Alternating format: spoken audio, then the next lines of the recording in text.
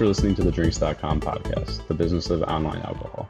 I'm your host, Brandon Amoroso, and today I'm talking with Kyle Ray, who's the general manager of ASV Wines. Thanks for coming on the show. Thanks for having me, Brandon. Good to see you. So before we dive into things, can you give everybody just a quick background on yourself and your story? Yeah, quickly. I grew up outside Philadelphia. So in fact, my grandmother's maiden name was Amoroso, so we have something in common. But got into the wine business in college, kind of an internship at a company, didn't know anything about wine. My parents drank it, didn't really share it at home, and kind of started as an intern finding out ways to how to import wine from Chile. And then so I was hired on full time, and we got a brand from the Central Valley of Chile, Valley Valley, started importing it into Maryland, DC, Virginia, and kind of just learned the ropes that way. Moved up to New York, worked for Behringer, worked for Chateau Estate in Mid-Atlantic. And then my wife is from California, so we moved to California, and kind of 2005, worked for Mario Martorez as the national sales manager. And in 2007, came on board ASV Wines. So yeah, it's been a long time in the wine business, but exciting. What do you think have been like the biggest changes since your time getting started within the wine industry to today in 2025? I think when I got started, everything was so new. Chile was just getting discovered. Certain New World areas, Australia, and was getting discovered. And now there's so many, with technology, there's so many ways to learn about different wine. It's made all throughout the world. And it seems like back then, every year we were growing and growing and growing. And wine was definitely a focus on restaurants and stores. And I just thought, I mean, not that wine's not exciting now, but it was just different excitement, maybe because I was just in my early to mid 20s. And so something different. Yeah. And as it relates to like the international, let's say, or rather globalization of wine and wine production, you know, when I go into a grocery store, you're seeing wines from all across the world now. Are there any, like, just anecdotally, any regions that you've seen pop up over the last, 5 to 10 years that you find interesting or new? Because I know, like, I had some Chinese wine recently, and that's a relatively, new market. Are there any others that you've seen that you are starting to think that they're producing something good? Yeah, I mean, like I said, I grew up in the East Coast, and a lot of my career was there. So really, when I lived in New York City, for example, we had access to a lot of international wines. And the farther west you go, the more West Coast the wines have become. So I don't know, it's not heavily marketable, but I thought something was very interesting. Didn't think wine grapes were grown there, but we were in French Polynesia a couple of years ago, and they actually make Tahitian rosé, which, maybe it's the one in Rome saying, but it was okay, and it was refreshing. Listen, we're not gonna flood the market here with rosé from Tahiti, but I just thought it was very interesting to make a decent wine that from a climate that is so hot and humid and lots of rain. So just an outlier for there. Yeah, it's like the pineapple wine in Hawaii or blueberry wine in Maine. Some of those one in Rome type wines. I don't think I'm going to be ordering blueberry wine anytime soon to my house, but yeah. Exactly. And then, for our business, for ASV Wines, we sell wine to in trucks, tanker trucks, to wineries throughout the United States. So every state has a winery or multiple wineries. So we've been selling wine to Michigan and New Jersey and even Florida. But when going to see these customers and going to sit down with them and tasting their local wines, and you'd be surprised how good some of these wines are, non-traditional as far as, or non-mainstream states as you hear every day. Yeah, when I was in Portugal, I went to a lunch spot, and all the wine they were serving there is made like literally in someone's backyard, which was pretty cool. And it actually was not bad. Not bad. I mean, a lot of wine is grown in Portugal, so it wasn't that like unique of a region, but just the concept of you just have a little backyard vineyard and you're out there making your own white and red juice. It's pretty awesome. Yeah, and I think that's one of the things that amazed me the first couple of times I went to Europe. You go to a small little cafe in France or Paris, you don't see the brand names on the list like you do here. You just see Burgundy, Bordeaux, Loire, and no producer or brand associated with it. So it's kind of cool. As it relates to sort of shifts in the market, especially during the COVID period, um, how are you thinking about, supply chain and just inventory in general in the market in 2025 when there was this giant boom during the COVID peak, and then now it's a little bit of a settling, it feels like. Um, what are some of the ramifications that you're seeing, in the market as it relates to that? Yeah, I mean, the lead up to COVID, we as an industry were building inventory, um, and COVID kind of took a lot of that inventory and delayed the issue, or in a sense, got rid of a lot of inventory we had in tank as an industry. And I think it was very easy to look at your numbers in COVID and see that we're selling a lot of wine as an industry for California, for example, and try to build off that. And in sales, you want to always build percentages above what you sold last year. And now there's a lot of wine on the available as far as in the wineries and in the cellars. And compounding that with what we call a COVID hangover. It's people drank a lot of beverage alcohol during COVID for whatever reason it may be, but and now people have a different outlook on consumption, and consumption is down the first time in 20, 30 years that California wine is not incrementally increasing in volume. So, we had a very small harvest in 20 years as a state, 2.85 million tons, as opposed to 3.625 or 65 last year. Average has reached 4 million tons. So there is a market correction. Probably see a similar production and hopefully right the ship as far as balanced inventory going forward. As it pertains to the customer consumption and change in preferences, I think we're seeing a lot more organic, clean, vegan, low sulfite, no sulfite, low alcohol. What do you think of these in general? Are there some that are here to stay, some that you think are more fads?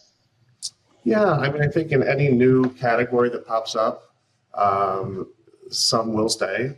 The no alcohol wines have been around for a long time. I know Ariel from J. Lower has been around for a while. I know Sutterl has one, but now there's a lot, right? And I don't think everything will stick, but there's a lot of choices when it comes to it. I think that, if it is a low alcohol, no alcohol wine that we introduce wine to somebody, then that's positive. I think the old way, a long time ago when I worked for Behringer, the way we introduced them to wine was White Zinfandel. They were the Coca-Cola drinker, and it was a sweet wine, and then they progressed into other wines. So, yeah, organic wine you mentioned first. Our company's been producing organic wine for a long time, mostly private label for a large national retailer in their brand, mostly from our own vineyards. And then our sister company is Fresh Fruit Table Grapes. You get in the produce department. They've been doing growing organic fruit for probably 30 years plus. So it's a very important part of our program. We just launched another organic brand, a Cabernet, Chardonnay, and Sauvignon Blanc. Just literally bottled it, so it's shipping any week now. And so we believe that organic is something that's important to us, and I think important to the consumer. Yeah, it appears that consumers are paying a lot more attention to what actually goes into, the wine than in years past. So I think it's all a positive trend and direction for sure. I agree. And our certifying body is CCOF, and that logo on the back of the bottle tells the consumer that it passed certain standards. Yeah, it's important.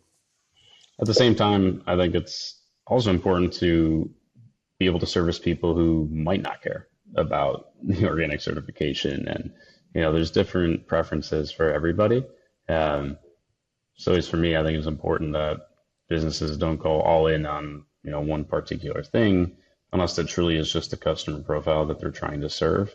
But there's still a vast majority of American and also just international consumers who Hmm. are more interested in other things than just is this organic or just is this low sulfite. Yeah, agreed. And you have to, in any business, any company, you have to make sure your products are diverse. If you go all into $100 bottles from Napa or 200 bottles, that's not hitting every consumer. So I still think there's value into the sub $10 bottles of wine. That's the the entry level price point, we're going to get new consumers into it, and they will trade up eventually. We have wines in not every price point, but in sub 10, above 10, above 20, etc. So you got to diversify, like you said. How do you think about sort of graduating consumers into higher tiers of priced wine? Is that, realistic, or is that something that people, like to think, but isn't necessarily practical in practice? No, I think there is some graduation upwards. It comes from a lot of their disposable income. Just from myself when I was starting out in the industry, when we drank wine, it was sub 10. It was $8. It was whatever we could afford. And then you have a couple experiences that you have food and wine together. Well, maybe I'll just go out and maybe we'll split a bottle of wine, or three of us will, and then we'll have that $20 bottle. But we want to focus on better quality with the food. So I think, yeah, there's still the possibility of people trading up. I like to think maybe it's a romantic kind of thought, but yeah, I think so.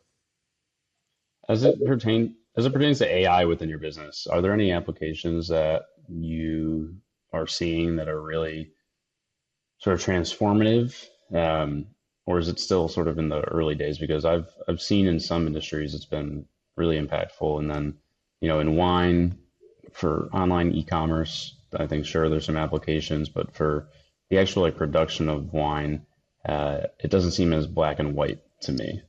Are there areas that you see it Yeah, helping or supporting? we don't use AI in production, for example, right now. I think there still is the taste, and you run it through your laboratory to get the analytics and the blending aspect, and just the studying the different types of oak, for example, that have the different flavors. I'm sure that AI is going to be a necessary part of our business going forward. When I don't know, but I think there's still a lot of tasting and winemaking blending when it comes to it. So Yeah, that makes sense. I've seen some concepts around like label generation and things like yeah, that, yeah, but I think it's still pretty early on.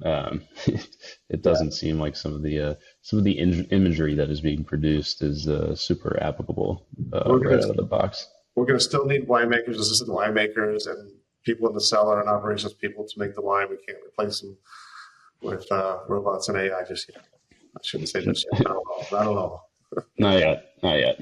Eventually, though. I mean, I think in general, more like computer, what would traditionally be looked at as like white collar based skill jobs, I think are in more danger from AI than your more traditional, blue collar jobs. I don't think my plumber is getting replaced by a robot anytime soon, but No. the copywriters or the creative designers or roles like that are far easier to be replaced with AI, or at least made more efficient. So, as opposed to five people doing something, maybe you have one person, but they're able to leverage all these AI tools and functionality to make themselves more, productive. I definitely see a lot of application for it in that regard. Yeah, I mean, if AI can, like you said, make people more efficient, and give people the tools to make the human decision better, then I think that's coming. Stepping back a bit for your role at ASV, Hmm. if you were to explain this to somebody in the industry, how would you say, explain it, explain your role? What does it look like on a day-to-day basis? Like, what do you wake up and you're focused on, and what your sort of core, I guess, goals are in a given year? Yeah, I mean, I'm the general manager of the business. I report to the family, so I view it as there's four functions in the business. You have your finance, you have your sales and marketing, your operations, and your winemaking.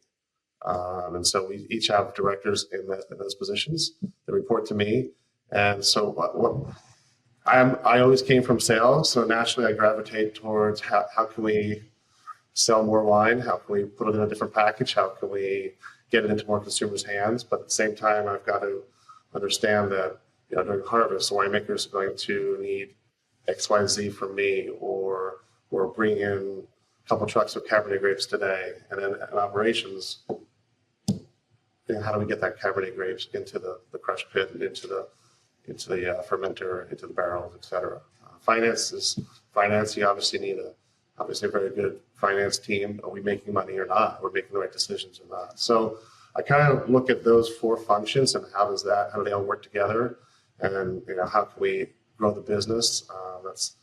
That's our responsibility to the family we work for. So, and then report it back to them on a monthly basis. If you're speaking to a fellow winery owner about those four different buckets, where do you think is the easiest or largest opportunity right now in the market to be able to differentiate oneself versus others? I think they would kill me if I said anything's easy, but I think and this is maybe a big picture. You just need to get in the consumer's hands. I think technology is wonderful. I think that Zoom or Riverside, what we're doing now, or the phone and email, I think it's hard to replace sitting down with someone. We saw each other in Paris with two of your colleagues. Having dinner together doesn't replace, having